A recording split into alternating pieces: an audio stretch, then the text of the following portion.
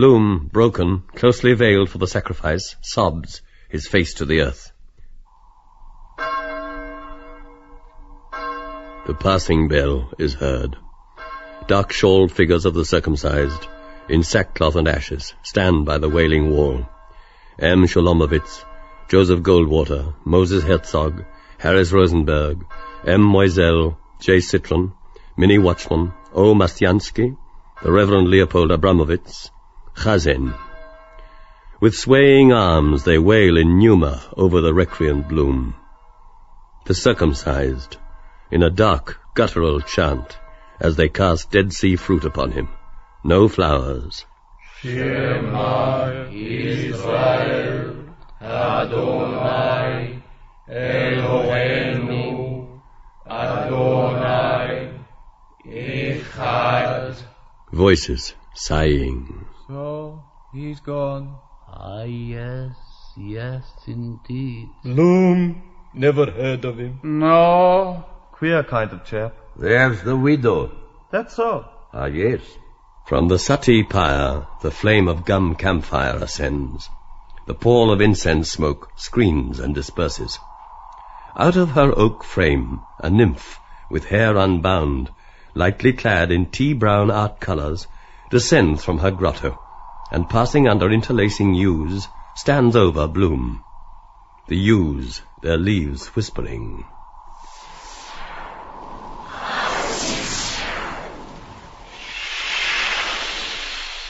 The nymph, softly.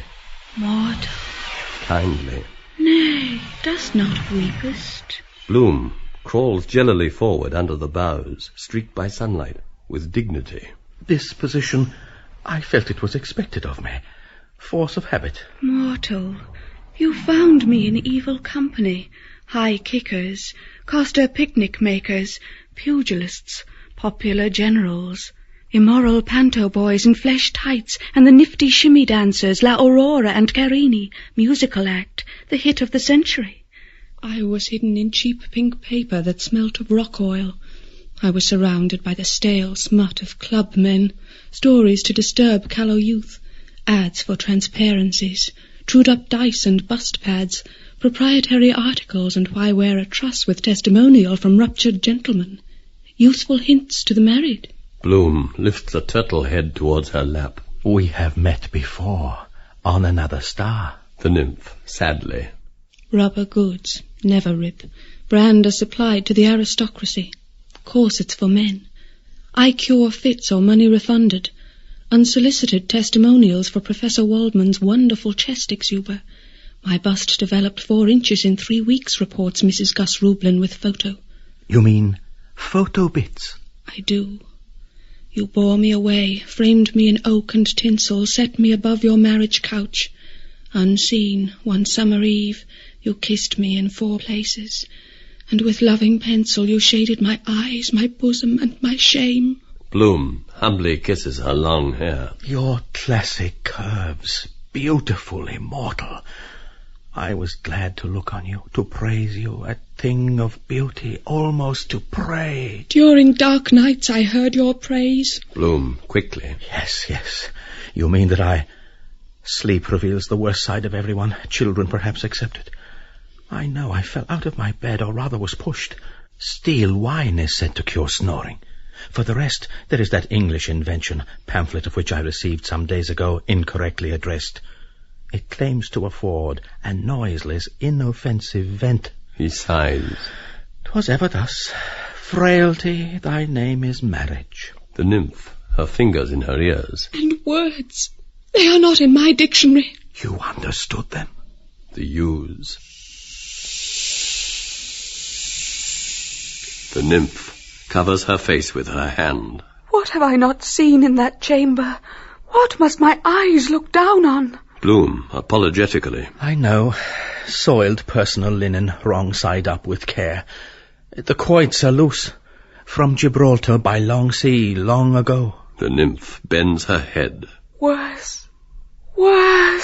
Bloom reflects precautiously. That antiquated commode, it wasn't her weight. She scaled just 11 stone 9.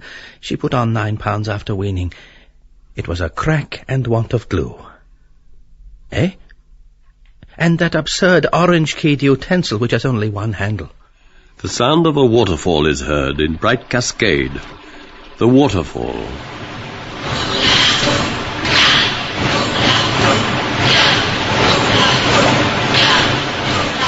The yews mingling their boughs.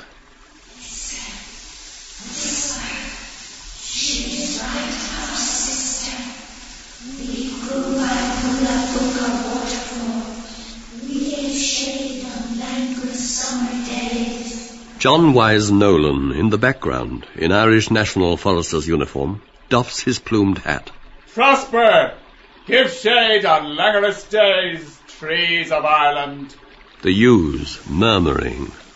Who came to Unafuka with a high school excursion?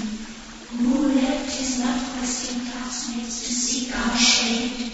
Bloom, pigeon-breasted, bottle-shouldered, padded, in nondescript, juvenile, grey and black striped suit, too small for him, white tennis shoes, bordered stockings with turnover tops, and a red school cap with badge. I was in my teens, a growing boy.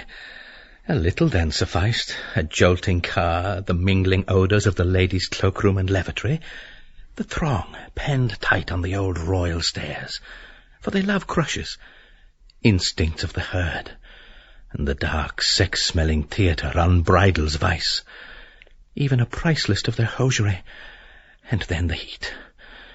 There were sunspots that summer. End of school and tipsy cake. Halcyon days. Halcyon days. High school boys in blue and white football jerseys and shorts. Master Donald Turnbull, Master Abraham Chatterton, Master Owen Goldberg, Master Jack Meredith, Master Percy Apjohn, stand in a clearing of the trees and shout to Master Leopold Bloom. The halcyon days. Mackerel! Live us again! Hooray! They cheer. Bloom, hobbledy-hoy, warm-gloved, mama-mufflered, stunned with spent snowballs, struggles to rise. Again? I feel 16. What a lark. Let's ring all the bells in Montague Street. He cheers feebly. Hooray for the high school! The echo. The yews rustling.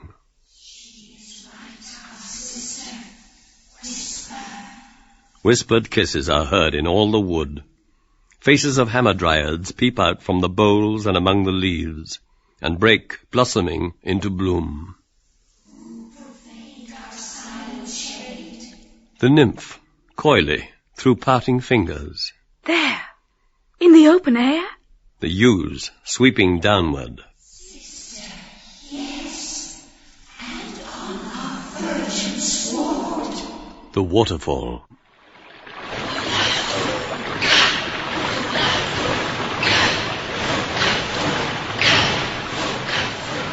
The nymph with wide fingers. Oh, infamy!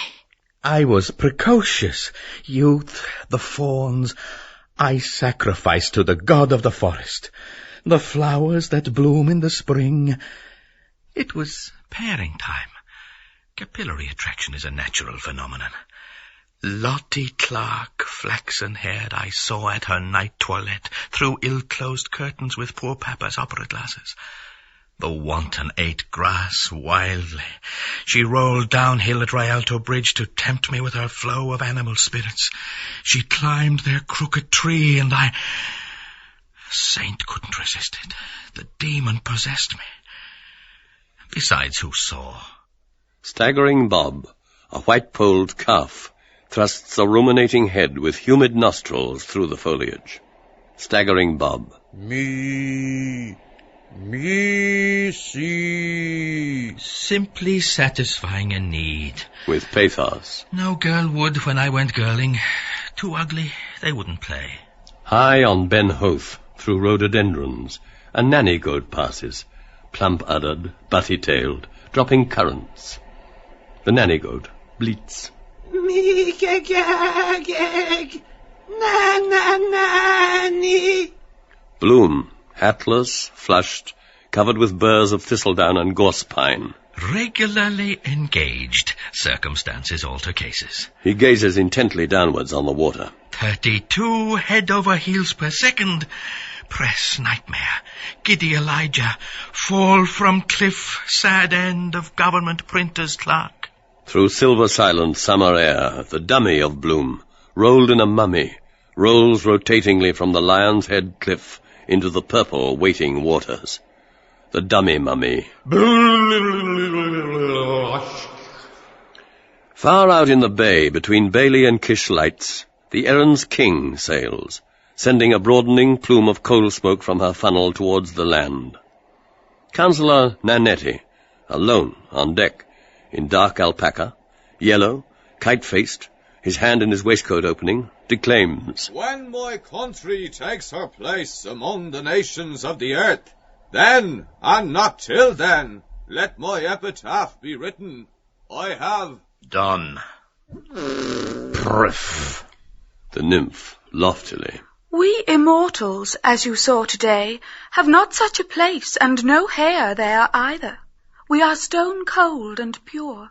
We eat electric light. She arches her body in lascivious crispation, placing her forefinger in her mouth. Spoke through me, heard from behind. How then could you? Bloom, pacing the heather abjectly. Oh, I have been a perfect pig. Enemas, too, I have administered. 1/3 of a pint of quassia, to which add a tablespoonful of rock salt. Up the fundament with Hamilton Long syringe, the lady's friend. In my presence, the powder puff. She blushes and makes a knee. And the rest. Bloom, dejected. Yes, peccavi. I have paid homage on that living altar where the back changes name. With sudden fervour. For why should the dainty, scented, jewelled hand, the hand that rules... Figures wind, serpenting in slow woodland pattern around the tree stems, cooeying. The voice of Kitty in the thicket. Show us one of them cushions. The voice of Florrie. Here? A grouse wings clumsily through the underwood. The voice of Lynch in the thicket. Phew, piping hot. The voice of Zoe from the thicket. Came from a hot place. The voice of Virag, a bird chief, blue-streaked and feathered in war panoply with his assegai, striding through a crackling canebrake over beechmast and acorns. Hot, hot, where's Sitting Bull? It overpowers me. The warm impress of her warm form.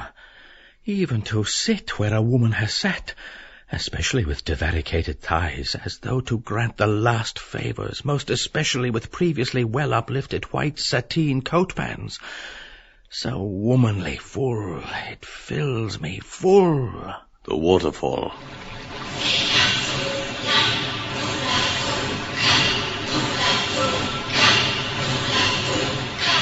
The ewes. Sister, speak. The nymph, eyeless, in nun's white habit, coif and huge winged wimple, softly with remote eyes. Tranquilla convent, Sister Agatha. Mount Carmel, the apparitions of Knock and Lourdes, no more desire. She reclines her head, sighing. Only the ethereal, where dreamy, creamy gull waves o'er the waters dull. Bloom half rises. His back trousers button snaps. The button. 2 sluts of the coombe dance rainily by, shawled, yelling flatly. The sluts. Leopold lost the pin of his doors. He didn't know what to do. To keep it up, to keep it up. Bloom, coldly. You have broken the spell, the last straw. If there were only ethereal, where would you all be? Postulants and novices? Shy but willing, like an ass pissing. The ewes, their silver foil of leaves precipitating, their skinny arms aging and swaying. Sacrilege! To attempt my virtue. A large, moist stain appears on her robe. Sully my innocence. You are not fit to touch the garment of a pure woman. She clutches in her robe. Wait, Satan. You'll sing no more love songs. Amen, amen, amen, amen. She draws a poniard, and, clad in the sheath mail of an elected knight of 9, strikes at his loins. Neckham! Bloom starts up, seizes her hand. Hoy, nebrakada, cat of 9 lives. Fair play, madam. No pruning knife. The fox and the grapes, is it? What do we lack with your barbed wire? Crucifix not thick enough? He clutches her veil. A holy abbot you want, or Brophy, the lame gardener, or the spoutless statue of the water carrier, or good Mother Alphonsus. Hey, Reynard? The nymph, with a cry, flees from him, unveiled, her plaster cast cracking, a cloud of stench escaping from the cracks. Bloom calls after her. As if you didn't get it on the double yourselves! No jerks and multiple mucosities all over you. I tried it. Your strength our weakness. What's our stud fee? What will you pay on the nail? You fee men dancers on the Riviera, I read. The fleeing nymph raises a keen. I have 16 years of black slave labour behind me, and would a jury give me 5 shillings alimony tomorrow, eh? Fool someone else, not me. He sniffs. But onions, stale, sulphur, grease. The figure of Bella Cohen stands before him. You'll know me the next time. Bloom, composed, regards her. Passé. Mutton dressed as lamb, long in the tooth and superfluous hairs. A raw onion the last thing at night would benefit your complexion. And take some double chin drill. Your eyes are as vapid as the glass eyes of your stuffed fox. They have the dimensions of your other features, that's all. I'm not a triple screw propeller. Bella contemptuously. You're not game, in fact. Her sow cunt barks. Fracht! Bloom contemptuously. Clean your nailless middle finger first. The cold spunk of your bully is dripping from your coxcomb. Take a handful of hay and wipe yourself. I know you, canvasser. Dead cod. I saw him, kip-keeper, pox and gleet vendor. Bella turns to the piano. Which of you was playing the Dead March from Saul? Zoe. Me. Mind your cornflowers. She darts to the piano and bangs chords on it with crossed arms. The cats ramble through the slag. She glances back. Hey, who's making love to my sweeties? She darts back to the table. What's yours is mine, and what's mine is my own. Kitty, disconcerted, coats her teeth with the silver paper. Bloom approaches Zoe. Bloom, gently. Give me back that potato, will you? Forfeits. A fine thing and a superfine thing. Bloom, with feeling. It is nothing, but still a relic of poor Mama. Give a thing and take it back. God'll ask you where is that. You'll say you don't know. God'll send you down below. There is a memory attached to it. I should like to have it. Stephen. To have or not to have, that is the question. Here. She hauls up a reef of her slip, revealing her bare thigh, and unrolls the potato from the top of her stocking. Those that hides knows where to find. Bella frowns. Here, this isn't a musical peep show. And don't you smash that piano. Who's paying here? She goes to the pianola. Stephen fumbles in his pocket and, taking out a banknote by its corner, hands it to her. Stephen, with exaggerated politeness. This silken purse I made out of the sow's ear of the public. Madam, excuse me. If you allow me... He indicates vaguely Lynch and Bloom. We are all in the same sweepstake, Kinch and Lynch.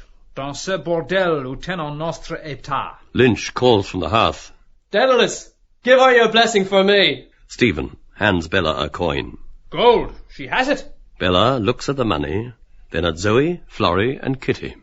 Do you want 3 girls?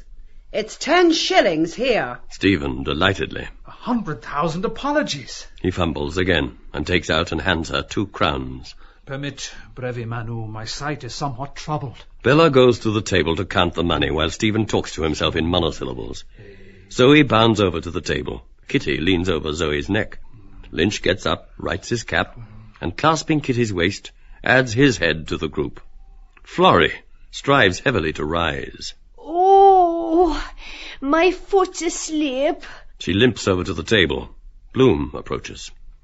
Bella, Zoe, Kitty, Lynch, Bloom, chattering and squabbling. The gentleman... 10 shillings. Paying for the tree. Allow me a moment. This gentleman pays separate. Who's touching it? Oh, mind you, you're pinching. Are you staying the night or a short time? Who did? You're a liar, excuse me. The gentleman paid down like a gentleman. Drink. It's long after 11.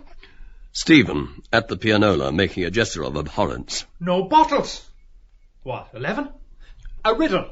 Zoe, lifting up her petty gown and folding a half-sovereign into the top of her stocking. Hard-earned on the flat of my back. Lynch, lifting Kitty from the table. Come. Wait. She clutches the 2 crowns. And me? Hoop-la! He lifts her, carries her, and bumps her down on the sofa. The fox crew, the cocks flew, the bells in heaven were striking 11. 'Tis time for her, poor soul, to get out of heaven. Bloom quietly lays a half-sovereign on the table between Bella and Florrie. So, allow me. He takes up the pound note. 3 times 10, we're square. Bella, admiringly. You're such a sly boots, old cocky.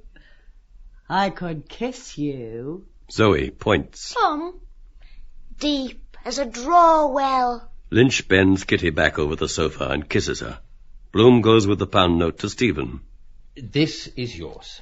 How is that? Le distrait, or absent-minded beggar.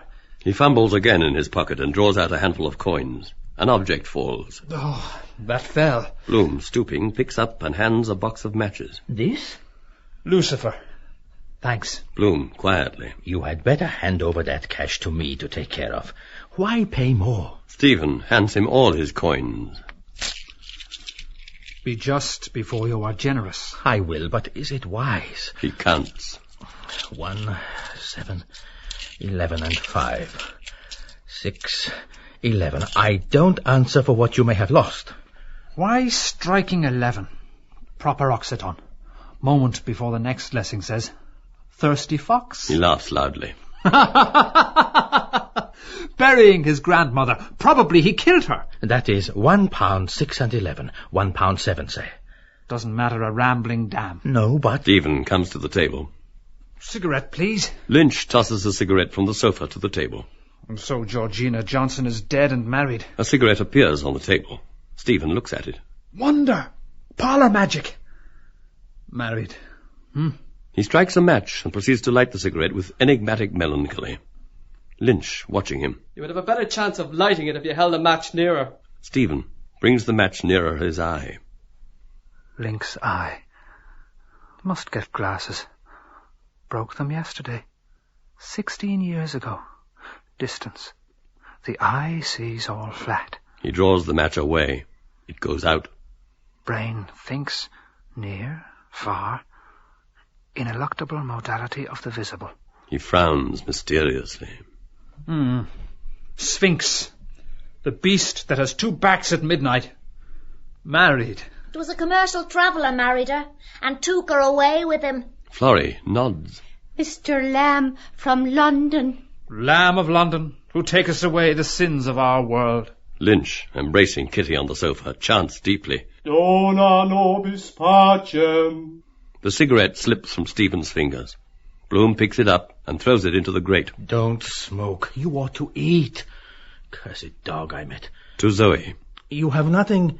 Is he hungry? Stephen extends his hand to her, smiling, and chants to the air of the blood oath in the dusk of the gods. Hangende Hunger, fragende Frau, macht uns alle kaputt.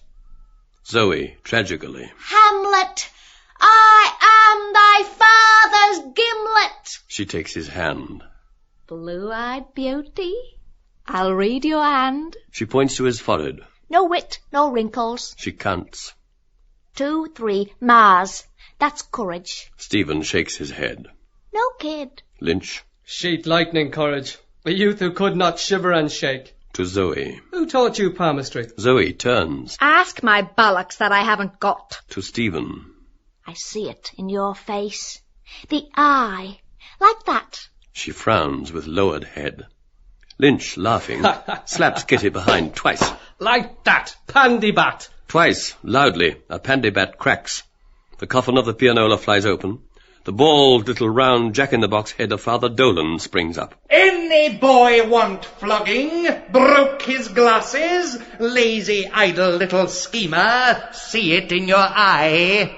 Mild, benign, rectorial, reproving. The head of Don John Conmee rises from the pianola coffin. Now, Father Dolan, now. I'm sure that Stephen is a very good little boy. Zoe, examining Stephen's palm. Woman's hand. Stephen murmurs. Continue. Lie. Hold me. Caress. I never could read his handwriting except his criminal thumbprint on the haddock. What day were you born? Thursday. Today. Thursday's child has far to go. She traces lines on his hand. Line of fate. Influential friends. Florrie, pointing. Imagination. Mount of the moon. You'll meet with a... She peers at his hands abruptly. I won't tell you what's not good for you. What do you want to know? Bloom detaches her fingers and offers his palm. More harm than good. Here, read mine. Show. She turns up Bloom's hand. I thought so. Knobby knuckles for the women. Zoe, peering at Bloom's palm. Gridiron. Travels beyond the sea and marry money. Wrong. Zoe, quickly. Oh, I see. Short little finger. Henpecked husband. That wrong? Black Liz, a huge rooster, hatching in a chalked circle, rises, stretches her wings, and clucks. She sidles from her new-laid egg and waddles off. Bloom points to his hand. That wheel there is an accident. Fell and cut it 22 years ago. I was 16. I see, says the blind man. Tell us news. See? Moves to one great goal. I am 22 too. 16 years ago, I 22 tumbled. 22 years ago, he 16 fell off his hobby horse. He winces. Hurt my hand somewhere. Must see a dentist. Money? Zoe whispers to Florrie. They giggle. Bloom releases his hand and writes idly on the table in backhand, penciling slow curves. Florrie. What? A hackney car, number 324, with a gallant buttocked mare, driven by James Barton, Harmony Avenue, Donnybrook, trots past. Blazes Boylan and Lenihan sprawl swaying on the side seats. The Ormond Boots crouches behind on the axle. Sadly, over the cross-blind, Lydia Douce and Mina Kennedy gaze. The Boots, jogging, mocks them with thumb and wriggling worm fingers. Ha-ha! Have you the horn? Bronze by gold, they whisper. Zoe to Florrie. Whisper. They whisper again. Over the well of the car, Blazes Boylan leans, his boot of straw set sideways, a red flower in his mouth. Lenihan, in a yachtsman's cap and white shoes, officiously detaches a long hair from Blazes Boylan's shoulder. Lenihan. Oh, what do I here behold? Were you brushing the cobwebs off a few quims? Boylan, seated, smiles. Plucking a turkey. A good night's work. Boylan, holding up 4 thick, blunt-ungulated fingers, winks. Blazes, Kate. Up to sample or your money back. He holds out a forefinger. Smell that. Lenihan smells gleefully. Ah, lobster and mayonnaise. Oh. Zoe and Florrie laugh together. Boylan jumps surely from the car and calls loudly for all to hear. Hello, Bloom. Mrs. Bloom up yet?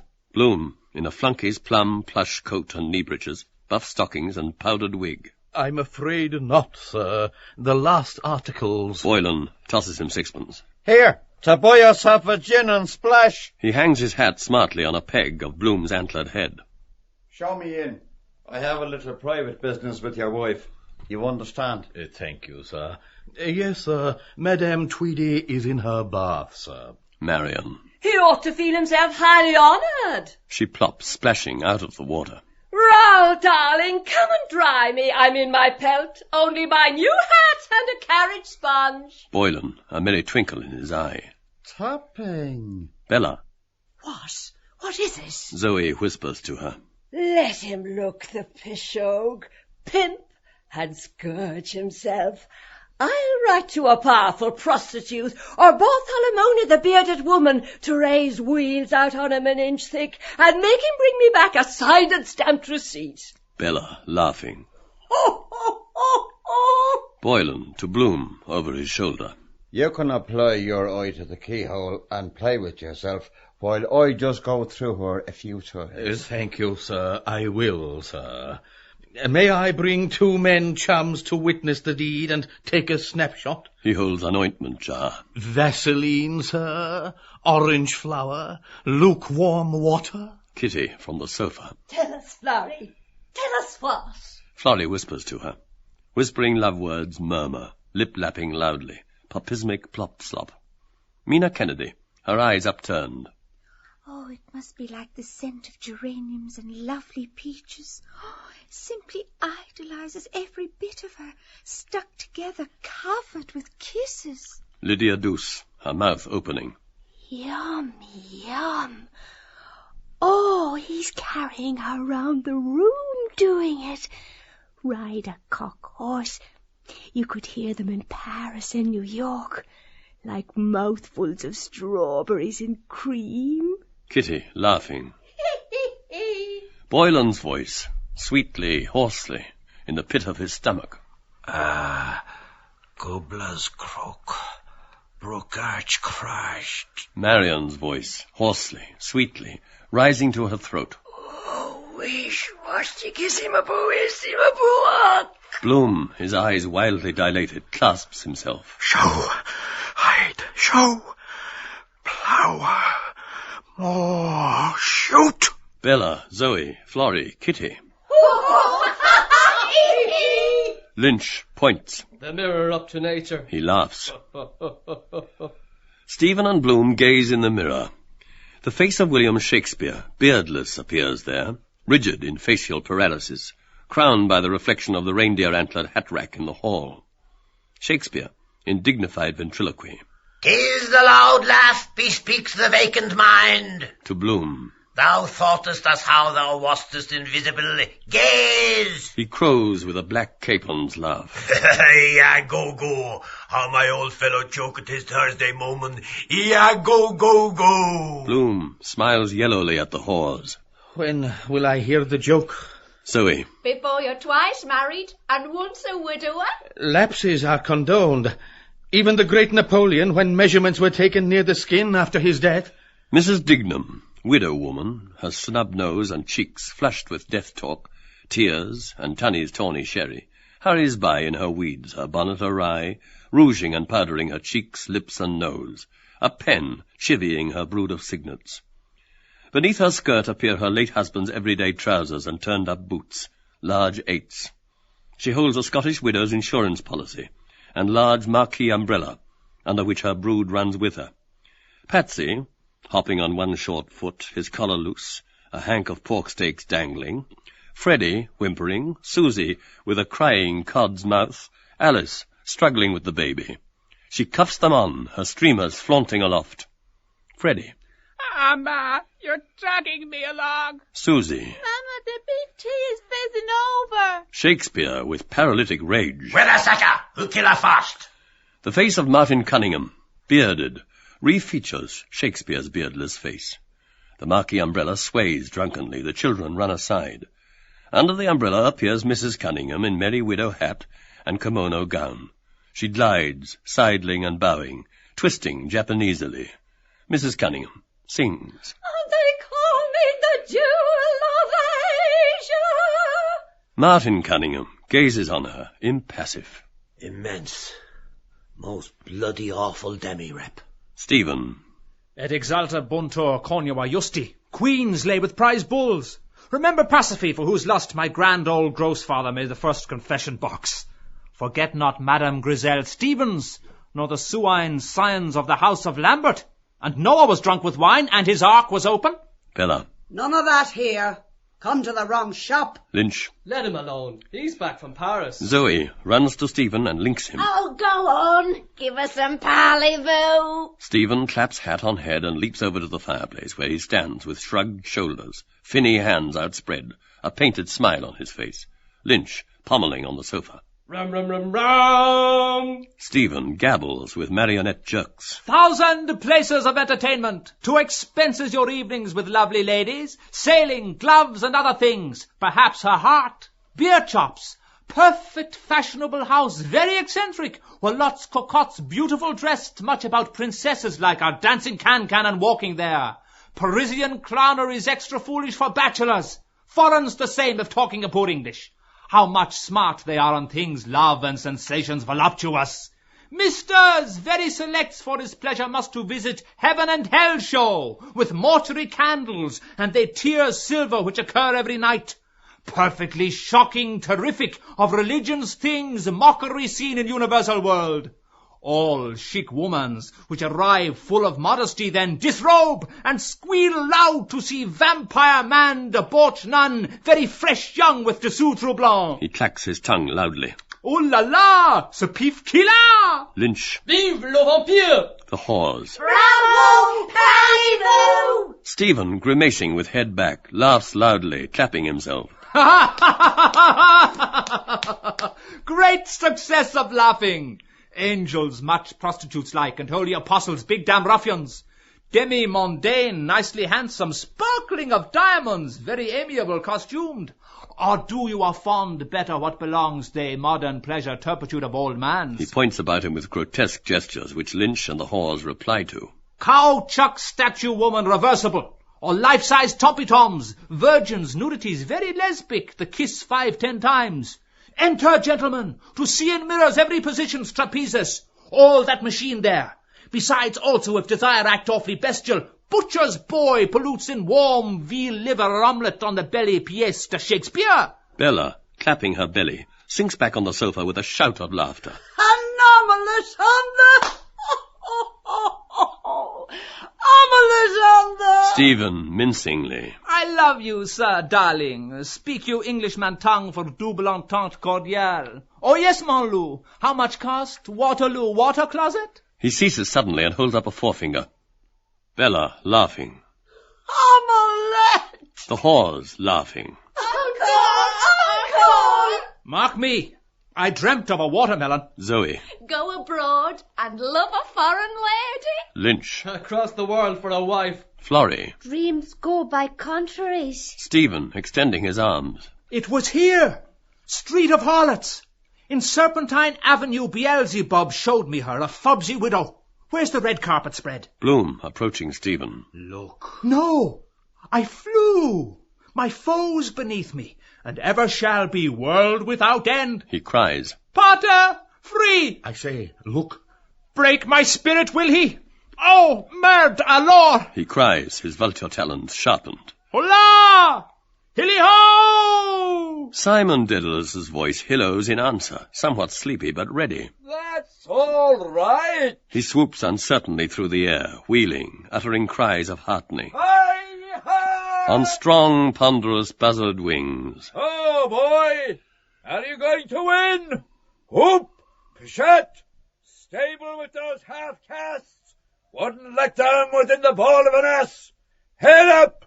Keep all flag flying! An eagle gules volant in a field argent displayed! Ulster King at arms! Hi! Whoop! He makes the beagle's call, giving tongue. Hi, boy! The fronds and spaces of the wallpaper file rapidly across country. A stout fox, drawn from covert, brush-pointed, having buried his grandmother, runs swift for the open, bright-eyed, seeking badger earth under the leaves. The pack of staghounds follows, nose to the ground, sniffing their quarry, beagle baying, burble bribbling to be blooded. Ward Union huntsmen and huntswomen live with them, hot for a kill. From 6 Mile Point, Flat House, 9 Mile Stone, follow the foot people with knotty sticks, salmon gaffs, lassos, flock masters with stock whips, bear baiters with tom-toms, toreadors with bull swords, grey negroes waving torches. The crowd bawls of dicers, crown and anchor players, thimble riggers, broadsmen. Crows and touts, horse bookies in high wizard hats clamour deafeningly. The crowd, Card of the races! Racing time! Let's go on the field! Tommy on the clay here! Tommy on the clay! 10 to 1 bar 1! 10 to 1 bar 1! Try your luck up bidding, Jenny. 10 to 1 bar 1! Sell the monkey, boys! Sell the monkey! I'll give 10 to 1! 10 to 1 bar 1! A dark horse, riderless, bolts like a phantom past the winning post, his mane moon-foaming, his eyeballs stars. The field follows, a bunch of bucking mounts, skeleton horses. Sceptre, Maximum II, Zinfandel, the Duke of Westminster's Shotover, Repulse, the Duke of Beaufort's Salon, Prix de Paris. Dwarfs ride them, rusty-armoured, leaping in their saddles. Last, in a drizzle of rain, on a broken-winded Isabel nag, Cock of the North, the favourite, honey cap, green jacket, orange sleeves, Garrett DC up, gripping the reins, a hockey stick at the ready. His nag, stumbling on white-gaitered feet, jogs along the rocky road. The orange lodgers, jeering. Get down and push, master! Last lap! You'll be home the night. Garrett DC, bolt upright, his nail-scraped face plastered with postage stamps, brandishes his hockey stick, his blue eyes flashing in the prism of the chandelier as his mount lopes by at a schooling gallop. Per Veos rectus! A yoke of buckets leopards all over him, and his rearing nag. A torrent of mutton broth with dancing coins of carrots, barley, onions, turnips, potatoes. The green lodges. Soft day, Sir John. Soft day, Your Honour. Private Carr, Private Compton, and Sissy Caffrey pass beneath the windows, singing in discord. Stephen. Hark! Our friend, noise in the street. Zoe holds up her hand. Stop! Private Carr, Private Compton, and Sissy Caffrey. That's me! She claps her hands. Dance! Dance! She runs to the pianola. Who is tuppence? Pull! Lynch, handing her coins. Here. Stephen, cracking his fingers impatiently. Quick, quick! Where's my auger's rod? He runs to the piano and takes his ash plant, beating his foot in tripudium. Zoe turns the drum handle. There. She drops 2 pennies in the slot. Gold, pink, and violet lights start forth. The drum turns, purring in low hesitation waltz. Professor Goodwin, in a bow-knotted periwig, in court dress, wearing a stained Inverness cape, bent in 2 from incredible age, totters across the room, his hands fluttering. He sits tinily on the piano stool and lifts and beats handless sticks of arms on the keyboard, nodding with damsel's grace, his bow-knot bobbing. Zoe twirls around herself, heel-tapping. Dance! Anybody here for there? Who'll dance? The pianola, with changing lights, plays in waltz time the prelude to My Girl's a Yorkshire Girl. Stephen throws his ash plant on the table and seizes Zoe around the waist. Florrie and Bella push the table towards the fireplace. Stephen, arming Zoe with exaggerated grace, begins to waltz her around the room. Her sleeve, falling from gracing arms, reveals a white flesh flower of vaccination. Bloom stands aside. Between the curtains, Professor McGinney inserts a leg, on the toe point of which spins a silk hat. With a deft kick, he sends it spinning to his crown, and jaunty-hatted, skates in. He wears a slate frock coat with claret silk lapels, a gorget of cream tulle, a green low-cut waistcoat, stock collar with white kerchief, tight lavender trousers, patent pumps, and canary gloves. In his buttonhole is a dahlia. He twirls in reverse directions a clouded cane, then wedges it tight in his oxter. He places a hand limply on his breastbone, bows, and fondles his flower and buttons. McGinney. The poetry of motion, art of calisthenics. No connection with Madame Leggett Burns or Livingstone's. Fancy dress balls arranged, deportment, the catty ladder steps. So, watch me, my Terpsichorean nobilities. He minuets forward 3 paces on tripping bee's feet. Tout le monde en avant. Reverence. Tout le monde en place. The prelude ceases.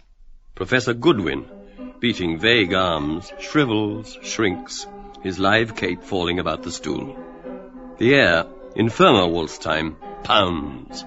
Stephen and Zoe circle freely. The lights change, glow, fade. Gold, rose, violet. The pianola. 2 young fellows were talking about them girls, girls, girls. sweethearts they left behind. From a corner, the morning hours ran out. Gold-haired, slim, in girlish blue, wasp-waisted, with innocent hands. Nimbly they dance, twirling their skipping ropes. The hours of noon follow in amber gold. Laughing, linked, high hair combs flashing, they catch the sun in mocking mirrors, lifting their arms. McGinney, clip-claps, glove-silent hands. Carré! Avant deux! Breathe evenly. Bows! The morning and noon hours waltz in their places, turning, advancing to each other, shaping their curves, bowing vis-à-vis. Cavaliers behind them arch and suspend their arms, with hands descending to, touching, rising from their shoulders. Ours. May touch mine. Cavaliers. May I touch your? Ours. Oh, lightly. Cavaliers. Oh, so lightly. The pianola. My little shy little lass has a waist. Zoe and Stephen turn boldly with looser swing. The twilight hours advance from long land shadows, dispersed, lagging, languid-eyed, their cheeks delicate with cypria and false, faint bloom. They are in grey gauze with dark bat sleeves that flutter in the land breeze. McGinney. Avant! Oui! Traversez! Salut! Cours de main! Croisez! The night hours steal to the last place. Morning, noon, and twilight hours retreat before them. They are masked with daggered hair and bracelets of dull bells. Weary, they curtsy under veils. The bracelets.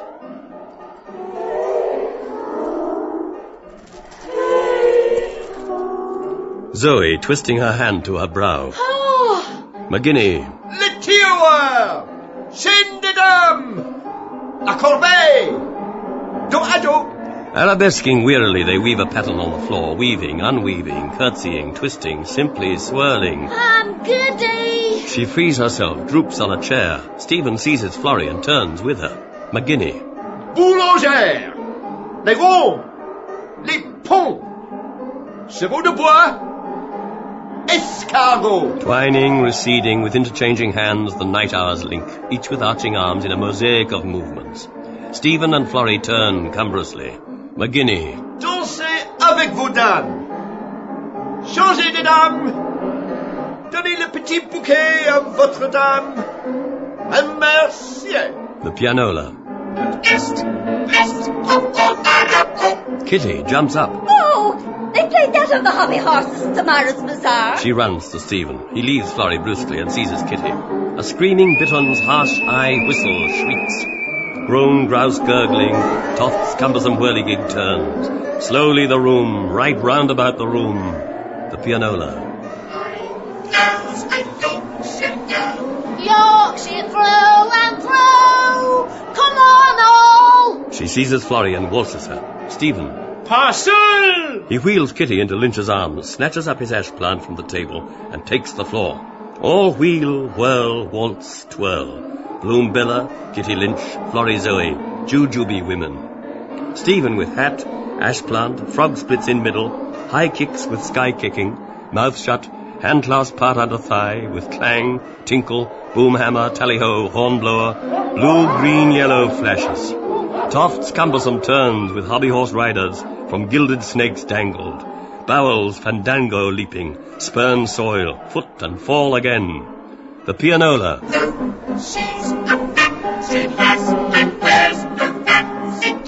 Close clutched, swift, swifter, with glare, blare, flare, scudding, they scot, loot, shoot, lumbering by. Bada-bum, tutti. Encore! Bis! Bravo! Encore! Simon. Think of your mother's people. Dance of death! Bang, fresh barang bang of lackey's bell. Horse, nag, steer, piglings, conmay on Christ ass, lame crutch and leg sailor in cockboat, arm folded, rope pulling, hitching, stamp. Hornpipe through and through, bada-boom. On nags, hogs, bell horses, gathering swine, corny in coffin, steel shark, stone one-handled Nelson, Two trickies, Frauenzimmer. Plum stain from pram, falling, bawling. Gum, he's a champion. Fuse blue pier from barrel, rare Weaven song. Love on hackney jaunt, blazes blind, cod-doubled bicyclers. Dilly with snow cake, no fancy clothes. Then, in last, Wisbitch back, lumbering up and down. Bump, mash tub sort of viceroy in rain, relish for tub lumber, bumpture rose, bada-boom! The couples fall aside. Stephen whirls giddily. Room whirls back.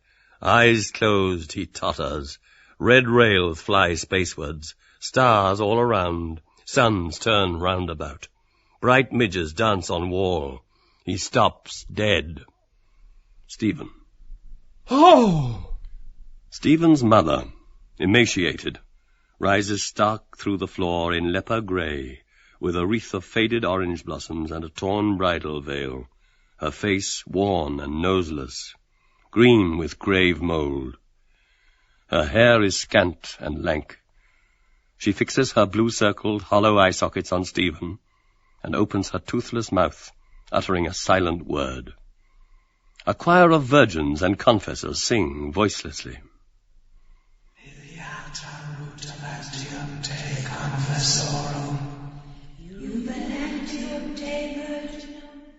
From the top of a tower, Buck Mulligan, in party-coloured jester's dress of puce and yellow, and clown's cap with curling bell, stands gaping at her, a smoking, buttered split scone in his hand. Buck Mulligan. She's beastly dead. The pity of it. Mulligan meets the afflicted mother. He upturns his eyes. Mercurial Malachi. The mother, with the subtle smile of death's madness. I was once the beautiful May Goulding. I am dead. Stephen, horror-struck. Lemur, who are you? What bogeyman's trick is this? Buck Mulligan shakes his curling cap bell. The mockery of it. Kinch killed her dog's body, bitch body. She kicked the bucket. Tears of molten butter fall from his eyes into the scone. Our great sweet mother, Epi Oinopa Ponton. The mother comes nearer, breathing upon him softly, her breath of wetted ashes. All must go through it, Stephen. More women than men in the world. You too. Time will come. Stephen, choking with fright, remorse, and horror. They said I killed you, Mother. He offended your memory. Cancer did it, not I. Destiny. The mother, a green rill of bile trickling from the side of her mouth. You sang that song to me. Love's bitter mystery. Stephen, eagerly. Tell me the word, Mother, if you know now. The word known to all men. Who saved you the night you jumped into the train at Dorking with Paddy Lee? Who had pity for you when you were sad among the strangers? Prayer is all-powerful. Prayer for the suffering souls in the Ursuline Manual and 40 days indulgence. Repent, Stephen. The ghoul! Hyena! I pray for you in my other world. Get Dilly to make you that boiled rice every night after your brain work. Years and years I loved you, oh my son, my firstborn, when you lay in my womb. Zoe, fanning herself with the great fan.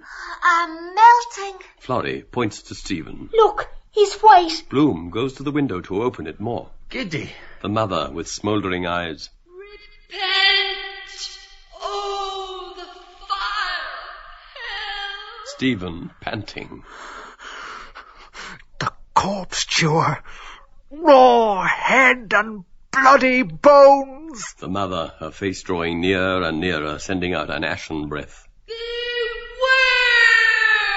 She raises her blackened, withered right arm slowly towards Stephen's breast with outstretched fingers. God's hand! A green crab with malignant red eyes sticks deep its grinning claws in Stephen's heart. Stephen, strangled with rage. Shite! His features grow drawn and grey and old. Bloom at the window. What? Anon, for example. The intellectual imagination. With me, all or not at all. Non serviam! Florrie. Give him some cold water. Wait. She rushes out. The mother wrings her hands slowly, moaning desperately. Oh, Sacred Heart of Jesus, have mercy on him. Save him from hell, oh divine Sacred Heart. No. Break my spirit, all of you, if you can. I'll bring you all to heel. The mother, in the agony of her death rattle. Have mercy on Stephen, Lord, for my sake. Inexpressible was my anguish when expiring with love, grief, and agony on Mount Calvary. No tongue! He lifts his ash plant high with both hands and smashes the chandelier. Time's livid final flame leaps, and in the following darkness, ruin of all space, shattered glass and toppling masonry. The gas jet. Stop! Lynch rushes forward and seizes Stephen's hand. Here, hold on! Don't run amok! Bella. Police! Stephen, abandoning his ash plant, his head and arms thrown back stark, beats the ground and flees from the room, past the whores at the door. Bella screams. After him! The two whores rush to the hall doors. Lynch and Kitty and Zoe stampede from the room. They talk excitedly. Bloom follows, returns. The whores jammed in the doorway, pointing. Down there! Zoe, pointing. There! There's something up! Bella. Who pays for the lamp? She seizes Bloom's coat-tail. There. You were with them. The lamp's broken. Bloom rushes to the hall, rushes back. What lamp, woman? A whore. He tore his coat. Bella, her eyes hard with anger and cupidity, points. Who's to pay for that? 10 shillings. You're a witness. Bloom snatches up Stephen's ash plant. Me? 10 shillings? Haven't you lifted enough of him? Didn't he? Bella, loudly. Here, none of your tall talk. This isn't a brothel. A 10-shilling house. Bloom, his hand under the lamp, pulls the chain. Paling, the gas jet lights up. A crushed mauve-purple shade. He raises the ash plant. Only the chimney's broken. Here is all he... Bella shrinks back and screams. Jesus, don't! Bloom warding off a blow. To show you how he hit the paper. There's not a sixpence worth of damage done. 10 shillings. Florrie, with a glass of water, enters. Where is he? Bella. Do you want me to call the police? Oh, I know. Bulldog on the premises. But he's a Trinity student. Patrons of your establishment. Gentlemen that pay the rent. He makes a Masonic sign. Know what I mean? Nephew of the Vice-Chancellor. You don't want a scandal. Bella, angrily. Trinity. Coming down here, ragging after the boat races and paying nothing. Are you my commander here? Where is he? I'll charge him. Disgrace him, I will. She shouts. Zoe! Zoe! Bloom, urgently. And if it were your own son in Oxford? Warningly. I know. Bella, almost speechless. Who are you? Incog? Zoe, in the doorway. There's a row on! What? Where? He throws a shilling on the table and shouts. That's for the chimney. Where? I need mountain air. He hurries out through the hall. The whores point. Florrie follows, spilling water from her tilted tumbler. On the doorstep, all the whores clustered talk volubly, pointing to the right where the fog has cleared off. From the left arrives a jingling hackney car. It slows to in front of the house. Bloom, at the hall door, perceives Corny Kelleher, who is about to dismount from the car with 2 silent lechers. He averts his face. Bella, from within the hall, urges on her whores. They blow icky, sticky, yum kisses. Corny Kelleher replies with a ghostly, lewd smile. The silent lechers turn to pay the jarvey. Zoe and Kitty still point right. Bloom, parting them swiftly, draws his caliph's hood and poncho, and hurries down the steps with sideways face. Incog Harun al-Rashid, he flits behind the silent lechers, and hastens on by the railings with fleet step of a pard strewing the drag behind him, torn envelopes drenched in aniseed. The ash plant marks his stride. A pack of bloodhounds, led by Hornblower of Trinity, brandishing a dog whip, in tally-ho cap and an old pair of grey trousers, follows from far, picking up the scent. Nearer, baying, panting, at fault, breaking away, throwing their tongues, biting his heels, leaping at his tail. He walks, runs, zigzags, gallops, lugs laid back.